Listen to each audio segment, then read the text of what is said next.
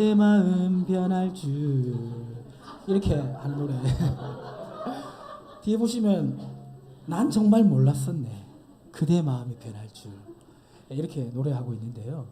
오늘 본문에 보면 정말 하나님 앞에 신실했던 왕인 아사가 마음이 변했습니다.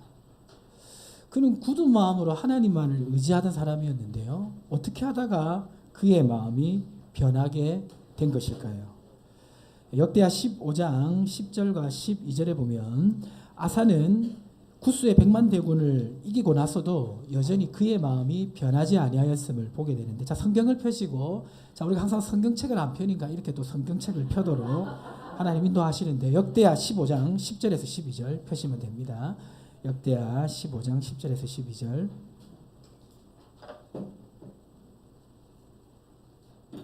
자, 한 절씩 교독하겠습니다. 아사왕 제15년 셋째 달에 그들이 예루살렘에 모이고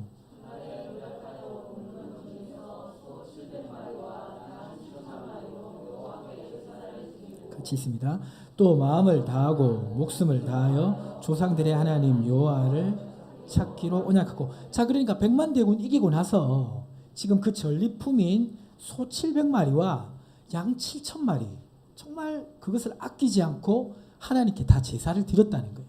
제사를 드리고 마음을 다하고 목숨을 다하여 조상들의 하나님 여호와를 찾기로 백성들하고 언약했다라고 말하고 있습니다. 자, 이어서 역대하 15장 이어서 13절 15절에 보면 이렇게 기록되어 있습니다. 이스라엘 하나님 여호와를 찾지 아니하는 자는 대소남녀를 막론하고 죽이는 것이 마땅하다 하고 무리가 큰 소리로 외치며 피리와 나팔을 불어 여호와께 맹세하며. 15절 읽어볼까요?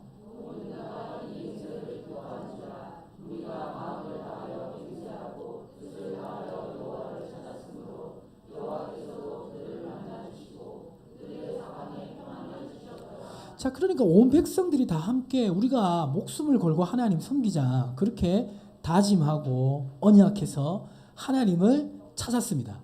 그러니까 하나님께서 그 백성들을 다 만나 주셨고 하나님께서 그 백성들에게 놀라운 평안을 주셨어요.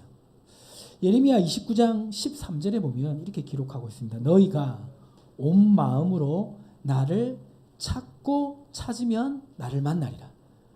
너희가 온 마음으로 나를 찾고 찾으면 나를 만나리라. 주님을 찾고 찾으면 주님은 우리를 만나 주시는 줄 믿습니다. 나는 안 만나 주시던데요. 예, 왜 그러냐면 찾기만 해서 그래요. 찾기만 해서는 안 되고 어떻게 된다? 찾고 찾아야 됩니다. 만나 주실 때까지 찾으면 하나님 반드시 만나 주실 줄 믿습니다. 이번 청년부 수련회가 있는데요. 이번 수련회 때 우리 청년들이 하나님을 다 만나기를 축복합니다. 그 청년부 수련회를 위해서 기도해 주시기 바랍니다. 지금 코로나 전사자들이 좀 나와가지고 이번 주에 이제 걸리는 거는 괜찮아요. 이번 주 걸리면 다음 주 이제 회복이 돼서 가면 되는데, 다음 주에 걸리면 이제 수련회 못 갈 수가 있습니다. 예, 특별히 제가 걸리면 골치 아프니까요. 예, 기도해 주시기 바랍니다. 자, 그렇게 이제 온 마음으로 하나님을 찾고 하나님 평안을 주시고 은혜를 주셨고, 이 아사도 마음이 흐트러지지 않고 모범을 보입니다. 자, 역대하 15장 16절 볼까요? 역대하 15장 16절. 자, 역대하 15장 16절 보시면 15장 16절. 자, 우리 남성분들만 한번 읽어보겠습니다.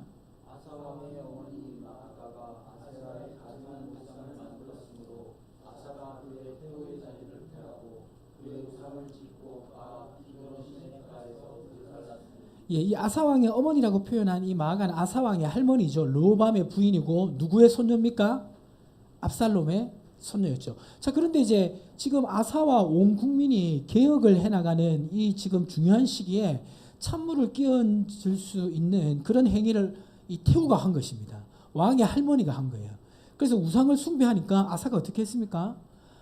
할머니라 할지라도 태후라 할지라도 눈치 보지 않고 폐위시켜버립니다. 그만큼 이 아사가 굳은 마음으로 하나님을 의지하고 그것을 지속시켰습니다. 그리고 또 어떻게 했냐면 역대하 15장 18절 19절. 자, 화면 나왔죠. 15장 18절 19절 우리 여성분들만 한번 읽어보겠습니다.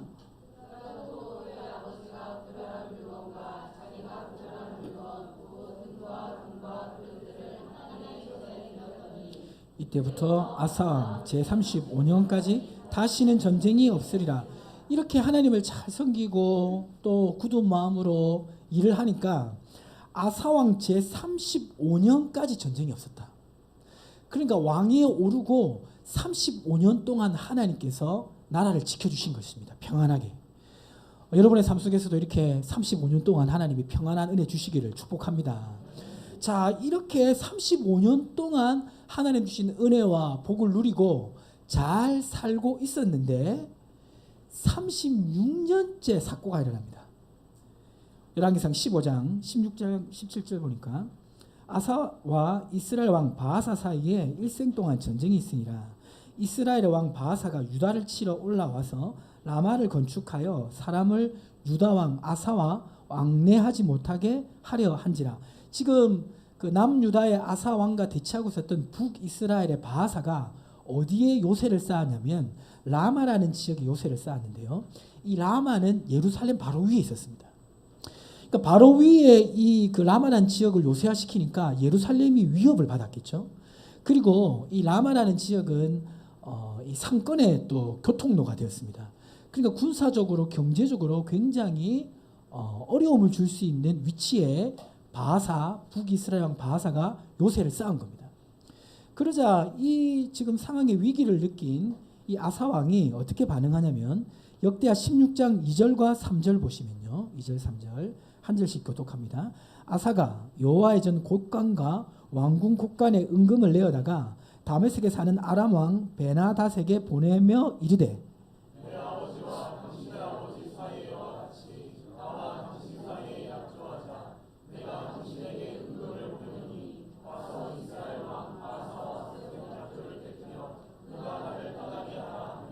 자, 이 문제를 어떻게 해결하냐면 이전에 아버지와 함께 드렸던 하나님 전에 드렸던 그 예물과 그리고 왕궁의 은금을 다 끌어다가 이 북이스라엘 위에 아람이 있었어요. 그러니까 맨 밑에 남유다가 있었고 남유다 위에 북이스라엘이 있었으면 북이스라엘 위에 시리아 아람이 있었습니다.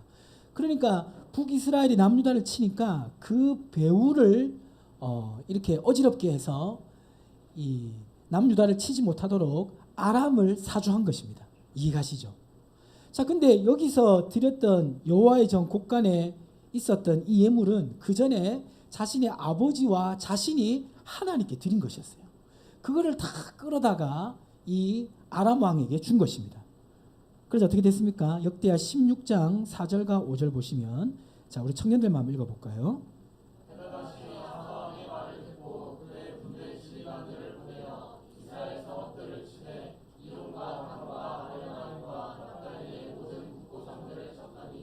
아사가 듣고 라마 건축하는 일을 포기하고 그 공사를 그친지라. 자, 그러니까 아사의 생각이 적중한 거죠. 자기가 북이스라엘과 싸우지도 않고 위에 있는 아람을 움직여서 이 공격을 멈추도록 한 것입니다. 아사도 지금 왕으로 있은 지 몇 년 되었다고요? 35년 정도 되니까 이제는 어떤 면모가 나타납니까? 노련합니다. 직접 싸우지 않고 돈으로서 문제를 해결할 수 있을 정도로 그런 지혜로운 모습을 보는 것 같습니다. 사실 우리가 이제 어떤 한 분야에서 10년, 20년, 30년 정도 일을 하면 웬만한 어려움은 그냥 해결할 수 있는 그런 노련함이 생기잖아요. 지금 아사왕도 그러한 면모를 보여주고 있는 것 같습니다. 자, 그런데 이러한 아사의 태도에 대해서 문제 제기한 분이 있었는데 그분이 바로 하나님입니다.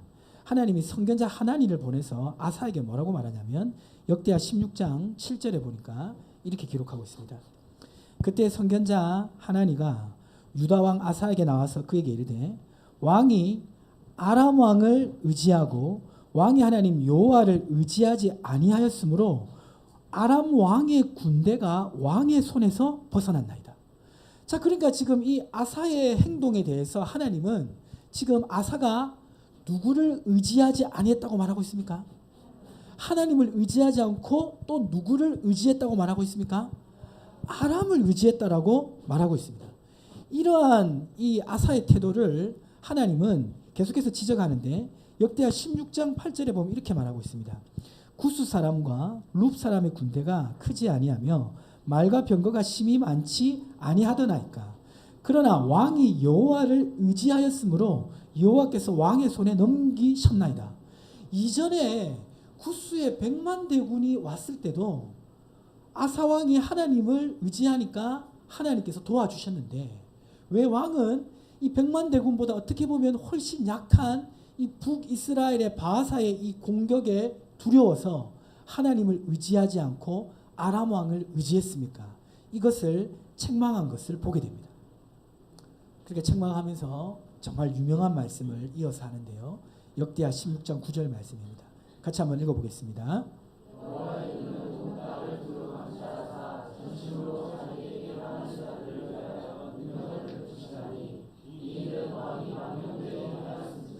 이후부터는 왕에게 전쟁이 있으리이다. 네. 예. 여호와의 눈은 온 땅을 두루 감찰하사 전심에게 자기에게 향하는 자들을 위하여 능력을 베푸시나니 이 일은 왕이 망령되이 행하였은즉 이후부터는 왕에게 전쟁이 있으리다.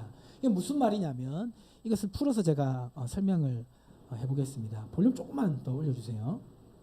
이렇게 정리할 수 있겠습니다. 하나님은 능력이 부족하지 않다.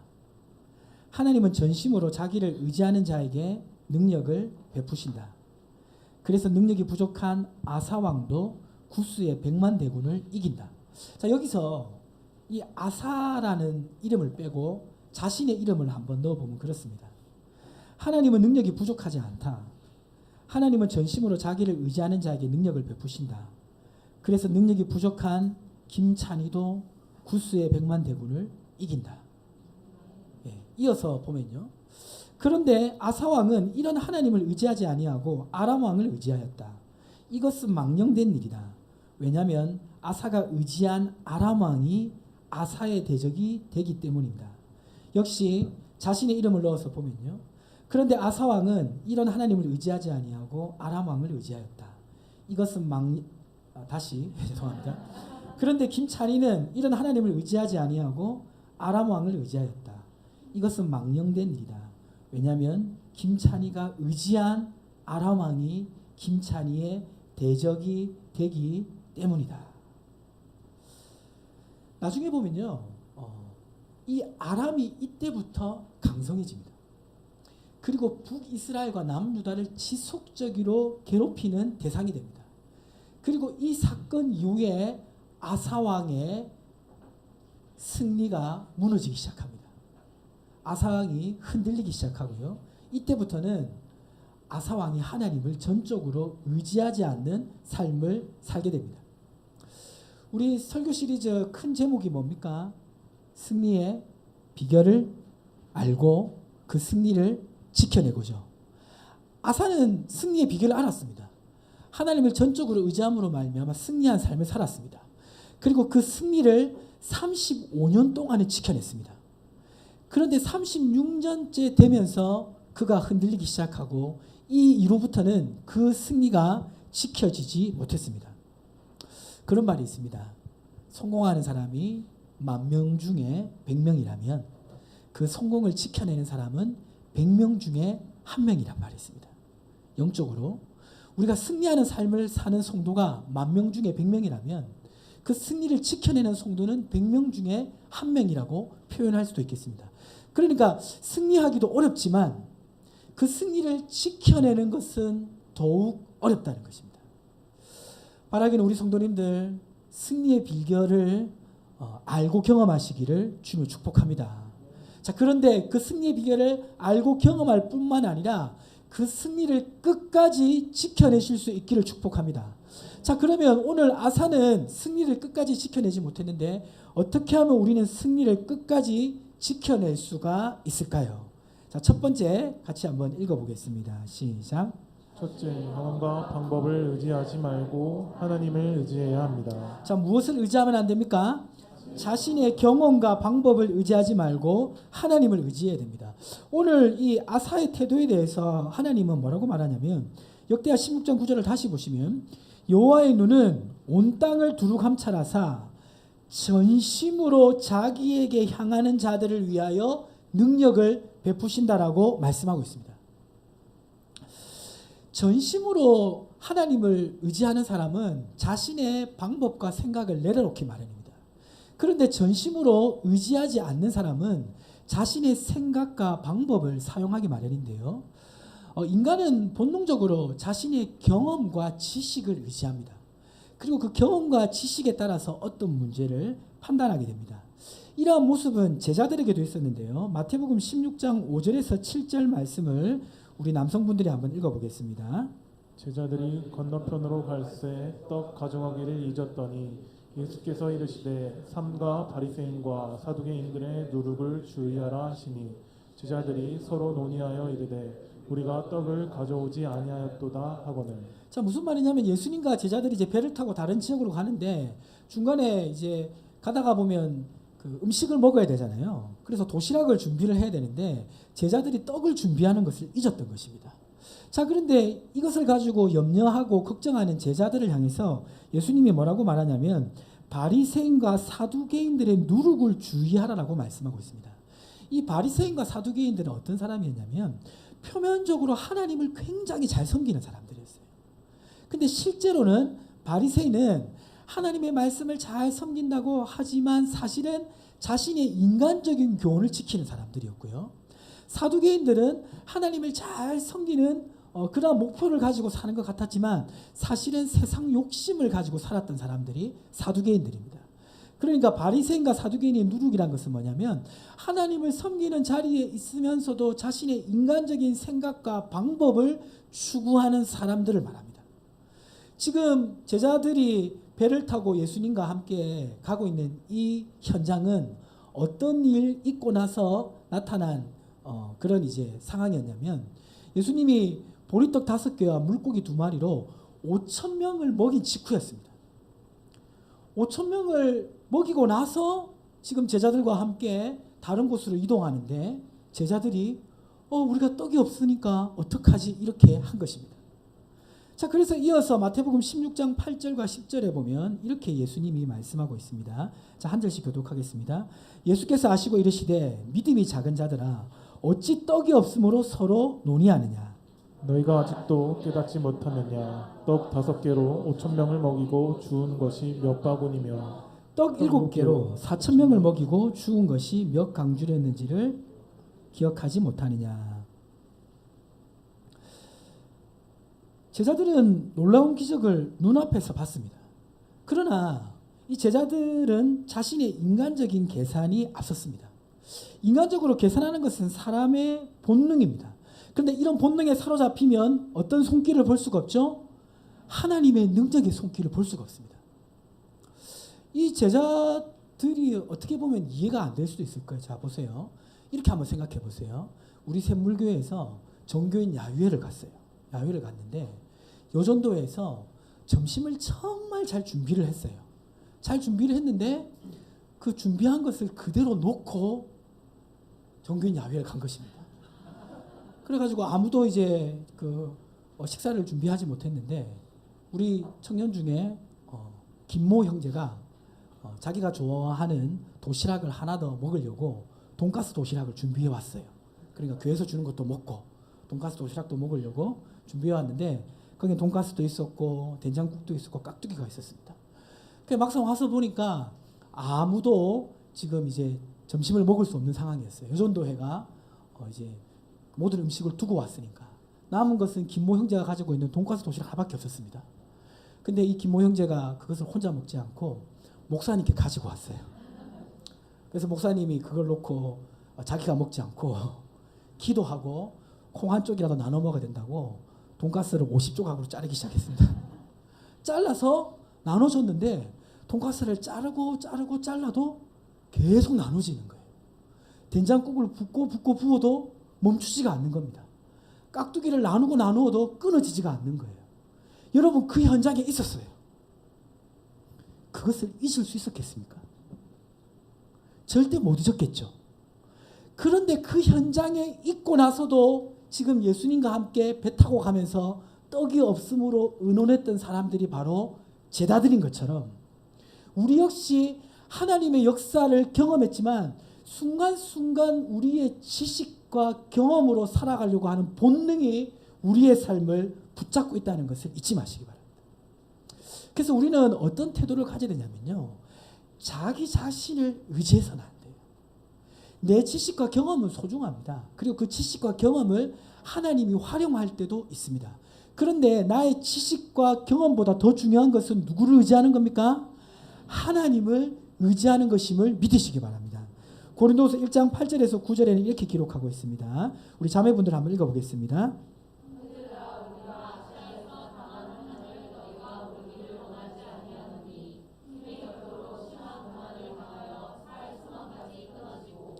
우리는 우리 자신이 사형 선고를 받은 줄 알았으니 이는 우리로 자기를 의지하지 말고 오직 죽은 자를 다시 살리시는 하나님만 의지하게 하심이라. 이 무슨 말이냐면 하나님이 바울을 훈련시킬 때 바울이 스스로를 의지하지 않도록 어떻게 훈련시켰냐면 이 성경에 보면 바울이 루스드라에서 돌에 맞아서 거의 죽습니다. 학자들 중에는 실제로 죽었다라고 보는 사람도 있습니다. 혹시 죽기 직전까지 가보신 분 있으십니까?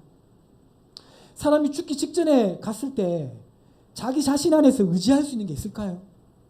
숨도 쉬지지 않고 일어날 수도 없고 내 안에 의지할 수 있는 건 아무것도 없잖아요. 죽기 직전까지 가면. 그런데 죽기 직전까지 갔는데 자신을 살리시는 하나님을 보면서 바울이 깨달은 것은 뭐냐면 나 자신을 의지하지 말고 죽은 나도 살리시는 하나님만 의지해야겠다라고 깨달은 것입니다. 오늘 우리가 그 승리를 이루고 그 승리를 지속적으로 지켜내기 위해서는 우리의 지식과 경험을 의지하기보다 하나님을 의지해야 될 줄 믿습니다. 자, 그러기 위해서 기억해야 될 말씀 보시면요. 잠언 3장 5절에서 7절 말씀 같이 한번 읽어보겠습니다. 너는 마음을 다하여 여호와를 신뢰하고 내 명철을 의지하지 말라. 너는 범사의 그를 인정하라. 그리하면 내 길을 지도하시리라. 스스로 지혜롭게 여기지 말지어다. 여호와를 경외하며 악을 떠날지어다. 죽기 직전까지 가지 않아도 우리의 자세가 늘 여호와를 신뢰하고 자신의 명철을 의지하지 않고 범사의 그를 인정하고 스스로 지혜롭게 여기지 않으면 항상 하나님께서 우리를 도와주실 줄 믿습니다. 이렇게 살아갈 때 우리는 승리를 지켜낼 수가 있는 것입니다. 두 번째로 지속적인 승리를 얻기 위해서 기억해야 될 건 무엇입니까? 같이 읽어보겠습니다. 고집이 강화되는 것을 조심해야 합니다. 예, 고집이 강화되는 것을 조심해야 됩니다. 자, 우리 성도님들 자기 자신의 고집이 센 것 같습니까? 약한 것 같습니까? 예, 잘 모르시는 분도 있는데, 자, 나의 배우자의 고집은 강한 것 같습니까? 약한 것 같습니까? 강한 것 같죠. 예. 보면 자신의 배우자가 얼마나 고집이 강한지는 다 알아요. 예. 근데 자신의 고집이 얼마나 센지는 잘 모르더라고요. 자, 오늘 이 아사를 보면요. 이 아사가 잘못한 행동에 대해서 하나님이 선지자를 보내서 경고를 합니다. 역대하 16장 10절에 그렇게 경고를 하니까 이 경고한 것에 대해서 이 아사가 어떻게 반응하냐면 자, 역대하 16장 10절 우리 청년들만 한번 읽어보겠습니다. 아사가 노하여 선견자를 옥에 가두었으니 이는 그의 말에 크게 노하였음이며 그때 아사가 또 백성 중에서 몇 사람을 학대하였더라. 우리가 생각하는 아사는 이렇게 경고를 받았으면 하나님 앞에 잘못했다. 내가 실수했다. 그리고 돌이킬 것 같은데 이 아사가 변했어요. 그게 아니고 자기를 책망하는 선지자를 옥에 가두었습니다. 자, 그리고 역대하 16장 12절에 보면 그 다음 아사의 행보가 기록되어 있는데 아사가 왕이 된 지 39년에 그의 발이 병들어 매우 위독했으나 병이 있을 때에 그가 여호와께 구하지 아니하고 의원들에게 구하였더라. 굳은 마음으로 하나님만 의지하던 아사가 문제가 생기니까 이제는 하나님께 도움을 구하지 않고 사람에게 도움을 구하는 모습을 보게 됩니다. 자, 아사가 왜 이러는 것일까요? 바로 자신의 고집에 사로잡혔기 때문입니다. 정말 뛰어난 삶을 살았던 사람들도요, 자신의 고집에 사로잡히는 경우가 있습니다. 자, 어떤 경우일까요? 자, 사람들은 왜 고집에 사로잡히게 될까? 자, 왜 사로잡히게 됩니까? 성공 이후 교만해짐으로. 예, 성공 이후 교만해지면 고집에 사로잡히게 되는데요. 사람이 승승장구하고 이렇게 성공을 하면 주변의 사람들이 그 성공한 사람에 대해서 어떻게 반응을 하죠? 막 박수를 치고 막 칭찬하고 아 대단합니다. 멋집니다. 정말 당신은 큰 일을 했습니다. 이렇게 말을 합니다. 자, 그 말을 들으면 우리 속으로 어떤 생각을 하게 됩니까? 내가 만약에 그런 칭찬을 받으면 내가 한 게 아니고 하나님이 하신 거죠. 이렇게 생각하잖아요. 그렇죠? 그렇지 않겠습니까? 그렇게 생각 안 하세요? 그런데 그 칭찬을 계속 받다 보면요. 참 사람이 우스워요. 자기가 진짜 그런 능력이 있다라고 착각합니다. 그 서울에 그 송파구에 가면요. 그 사랑스러운 교회라는 이제 교회가 있는데 그 교회 이제 그 담임 목사가 변모모 목사라는 분인데요. 이분이 어떤 이제 기도하시는 분이 이분에 대해서 예언하기를 이렇게 예언했습니다. 뭐라고 예언했냐면 사도 바울 이후에 성경을 가장 잘 해석할 수 있는 분이다. 이렇게 예언을 했어요. 그런데 그 목사님이 그 예언을 사람들에게 막 알립니다. 이 목사님 정상입니까? 정상이 아닙니까? 정상이 아니죠. 예. 사도 바울 이후에 성경을 가장 잘 해석할 수 있다고 스스로 생각하는 자체가 정상이 아닌 거예요. 그런데 주변에서 항상 막 이렇게 대단한 분입니다. 훌륭한 분입니다. 이렇게 하니까 스스로 그것을 믿어버리는 것입니다. 사람이 안 그럴 것 같은데요. 사람이요 칭찬을 계속 받다 보면요 어떻게 되냐면 히브리서 3장 13절 말씀 한번 읽어보겠습니다. 시작. 오직 오늘이라 걷는 동안에 매일 피차 권면하여 너희 중에 누구든지 죄의 유혹으로 완고하게 되지 않도록 하라. 죄의 유혹으로 어떻게 된다고요? 완고해지는 거예요. 한 번에 그렇게 되진 않아요. 그러나 계속해서 교만이 계속되다 보면요 스스로 자기가 대단한 사람이라고 믿어버립니다. 오늘 아사는 선지자가 자기를 책망했어요. 당연히 그 앞에 엎드려야 되죠. 근데 지금 옥에 가뒀다는 건 뭡니까? 네가 뭔데 나를 책망해가 된 것입니다. 예. 우리가 살아가다 보면 여러 일을 겪게 됩니다. 예. 예배드리다가 불이 나가기도 하고요. 예. 그리고 살아가다 보면 또 하나님이 우리를 성공시킬 때가 있어요. 자, 그러면 하나님이 누군가를 세워주고 승승장구하게 할 때 그 사람이 나의 가족이다. 그럴 때 여러분들이 주의 깊게 해야 할 행동이 있습니다. 그것이 뭐냐면 어떤 한 사람이 승승장구하고 성공하면요 주변에 막 박수를 치고 잘한다 이런 사람들이 막 생기기 마련이에요. 그러다 보면 어떻게 됩니까? 교만해질 수 있죠. 그래서 옆에 있는 사람은 어떻게 해야 되겠습니까? 매 눈으로 그 사람을 쳐다봐야 돼요. 혹시 교만해지진 않는지, 잘못 생각하고 있지는 않는지. 교만하다 싶으면 어떻게 되겠습니까? 바로 그냥 강하게 매일 피차 권면해야 됩니다. 한 번에 고집화되진 않아요.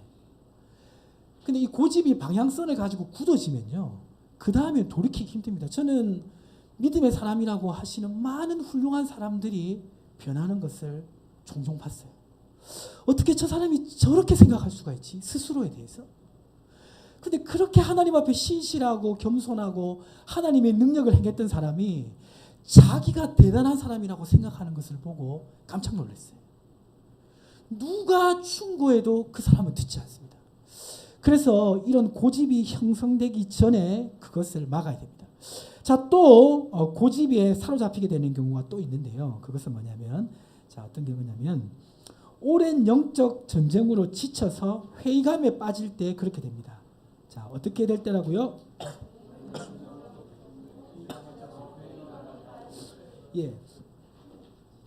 오랜 영적 전쟁으로 지쳐서 회의감에 빠지게 되면요. 사람이 교만해져서도 고집이 생기지만 반복되는 그 영적 전쟁에 지치다 보면 그런 마음이 생겨요. 아이고, 내가 믿음으로 살아도 뭐 그게 무슨 소용이 있나 이런 생각이 들 때가 있습니다.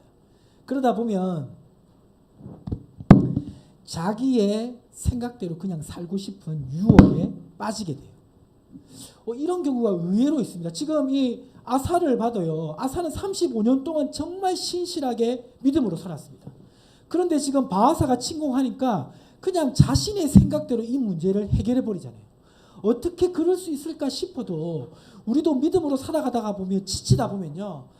아유 그냥 이거는 그냥 믿음으로 하지 말고 그냥 내가 적당히 해야지 이런 마음이 들 수도 있는 것입니다.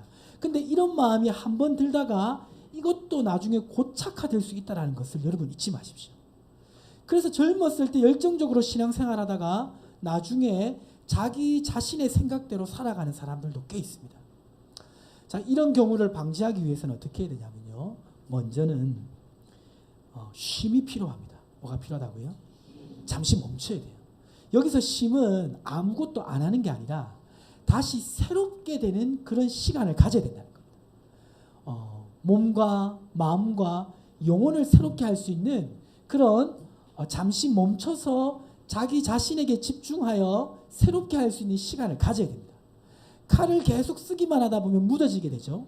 그러면 칼을 가는 시간이 필요하듯이 잠시 멈춰서 주변을 돌아보고 하나님 앞에서 잠잠히 1대1 만남을 가지다 보면 다시 하나님 마음을 회복시켜 주시고 열정을 주시고 그리고 고집이 사라지게 하는 은혜를 주십니다. 자, 그러면서 이러한 과정 속에서 주목해야 될 사람이 있는데요. 그 사람이 누구냐면 히브리서 12장 3절에 기록되어 있습니다. 히브리서 12장 3절 읽어보겠습니다. 너희가 피곤하여 낙심하지 않기 위하여 죄인들이 이같이 자기에게 거역할 일을 참으신 일을 생각하라. 자기에게 거역하신 일을 참으신 이가 누구죠? 예수님입니다. 쉼의 시간을 가지면서 예수님을 생각해야 돼요. 그러면 우리가 이 고집이 강화되지 않고 다시 순전한 마음을 가질 수가 있습니다.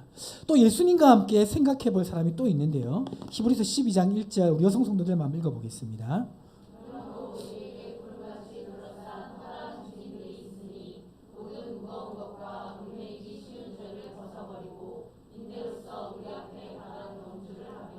예수님뿐만 아니라 나 앞서 믿음의 경주를 끝까지 해낸 하나님의 사람들을 살펴보면 이렇게 마음이 이렇게 고집이 생기고 또 회의감이 들 때 굉장히 도움이 될 수가 있습니다.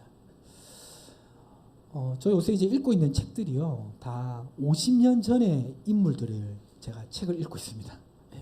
그런데 50년 전의 인물들의 책을 읽으면요 오늘날 이제 인물들도 훌륭하신 분들이 많지만 그 인물들에게서 찾아볼 수 없는 그런 깊이 있는 영성과 순전한 마음을 느낄 때가 있습니다. 항상 느끼는 것이 뭐냐면 우리 앞선 우리 이전 세대의 믿음으로 살았던 선배님들은 정말 우리보다 순전한 마음으로 하나님과 교회를 사랑했다는 것을 많이 느낍니다. 제가 이번 주에 그 장례식에 다녀왔는데요. 제가 평소 잘 알고 계시던 장로님의 장례식이었습니다. 이 장로님이 폐암 투병을 하다가 소천을 하셨는데요. 이 장로님과 이제 저하고 이제 있었던 일화가 하나 있는데 제가 이전교회 사역을 할 때 밤에 잠을 자야 되는데 이 장로님한테 전화가 왔어요. 전화가 와가지고 대뜸 내일 장례 예배를 집례해 줄 수 있겠냐고 저한테 말씀하는 거예요. 그래서 우리 그때 당시 교회 성도님이 이제 장례가 난 줄 알고 물어보니까 그게 아니고 이 이제 장로님이 이전에 은행 지점장을 하셨는데 자신이 지점장 할 때 부지점장으로 있었던 분이 폐암 투병을 하다가 소천을 하신 거예요. 근데 이전에 이제 그 분이 교회를 다니시다가 안 다니셔서 마땅히 장례를 이제 할 그런 교회가 없다는 거예요. 그래서 저보고 좀 이 장례 예배를 해달라고 부탁을 한 겁니다. 그게 첫 번째 목적이었고 또 하나는 남편을 잃은 부인이 계셨는데 이 부인의 슬픔도 위로하고 이번 기회에 그 부인에게 믿음을 또 전하기 위해서 교회식으로 이제 기독교식으로 장례를 제가 인도하면 좋겠다라고 그렇게 부탁을 한 겁니다. 전날에 바로 이제 부탁을 했지만 얘기를 들어보니까 그것을 꼭 해야겠다 싶어가지고 최선을 다해서 그렇게 이제 예배 인도를 했습니다. 자, 그런데 이제 이 장로님께서 자기가 이전에 같이 일했던 부지점장과 또 이제 남은 미망인을 위해서 그 모든 예배를 이제 기획해서 준비해가지고 설교는 저한테 부탁하고 또 다른 교회 성도들도 이렇게 예배 드릴 수 있도록 막 독려해가지고 그렇게 장례를 다 끝냈어요. 끝나고 나서도 이제 또 식사 시간을 가져서 그 미망인에게 복음을 전하는 시간도 가졌습니다. 자, 그런데 그때 당시 그 장로님의 상황이 어땠냐면요. 이 장로님이 굉장히 건강하신 분이에요. 그 전국의 산이란 산은 다 다니시는 분인데 이 장로님이 폐암 투병하신 지 얼마 안 됐을 때입니다. 그러니까 자기는 지금 폐암 투병의 상황인데 그것을 싹 숨기고 지금 이전에 이제 일했던 그 동료죠. 어떻게 보면 또 이제 부하 그 직원이시죠. 그분을 위해서 또 그분의 미망인을 위해서 그렇게 하시는 모습을 보고 굉장히 감동을 받았습니다. 말은 안 했지만 이제 샘물교 오기 전에 제가 그 같이 식사를 이제 그 장로님하고 또 같이 있던 우리 집사님 권사님하고 식사할 때 있었는데 그때 그 장로님이 저보고 그렇게 얘기하시더라고요. 김찬희 목사가 담임 목사 가고 나서 제가 오기 결정되기 전입니다. 가게 되면 내가 천국에 가서 김찬희 목사가 똑바로 하는지 안 하는지 지켜보겠다고. 그러니까 주변에 집사님 권사님이 막 뭐 죽는다고 그러니까 막 그 장로님한테 그런 말 하지 말라고 막 그랬어요. 근데 그분이 딱 소천하시고 나니까요. 그 말이 딱 생각나더라고요. 똑바로 하는지 안 하는지 지켜보겠다. 그러니까 우리가 이제 사실은 믿음 생활하다 보면 35년 동안 아사가 얼마나 믿음으로 생활했겠습니까? 그러니까 사람이 지치기도 마련이고 회의감도 들기 마련이에요. 그럴 때는 잠시 쉼의 시간을 가지고 믿음의 선배들의 길을 다시 찾아볼 때 우리가 고집에 사로잡히지 않고 지속적으로 하나님 앞에 서게 될 줄 믿습니다. 마지막으로 지속적인 승리를 하기 위해서 기억해야 될 것은 무엇입니까? 같이 한번 읽어볼까요? 누구인지 알아야 합니다. 예. 유일한 힘의 근원과 유일한 대적이 누구인지 알아야 합니다.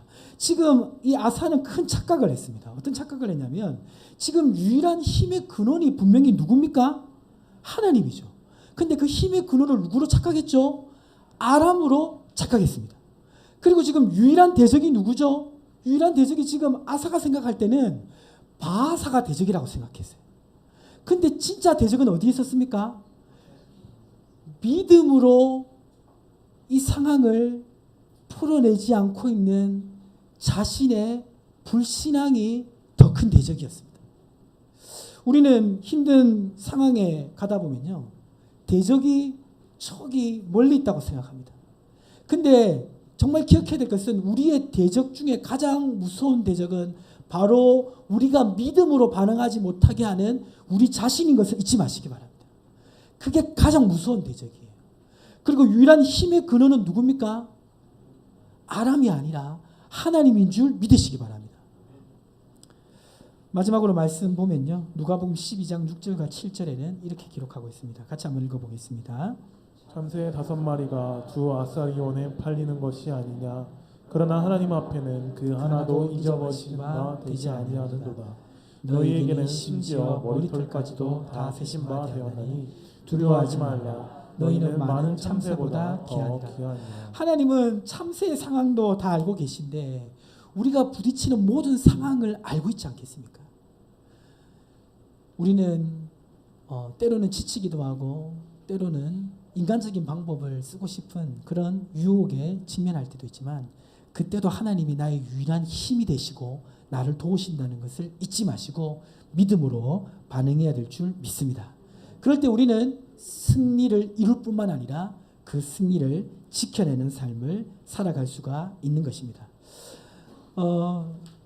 6주간 설교 제목이 승리의 비결을 알고 그 승리를 지켜내고라는 말씀입니다. 우리는 아사처럼 승리의 비결을 알고 승리하기를 주님으로 축복합니다. 정말 하나님 의지했을 때 아사에게 주시는 복처럼 여러분의 삶 속에도 그러한 복을 누리기를 원합니다.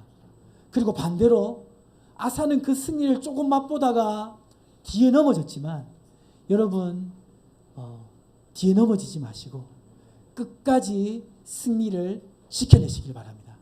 나의 경험과 지식을 의지하지 말고 나의 고집이 강화되도록 내버려 두지 말고 유일한 힘의 근원 되신 하나님을 의지하고 살아가시기를 주님의 이름으로 축복합니다. 하나님 아버지, 오늘 정말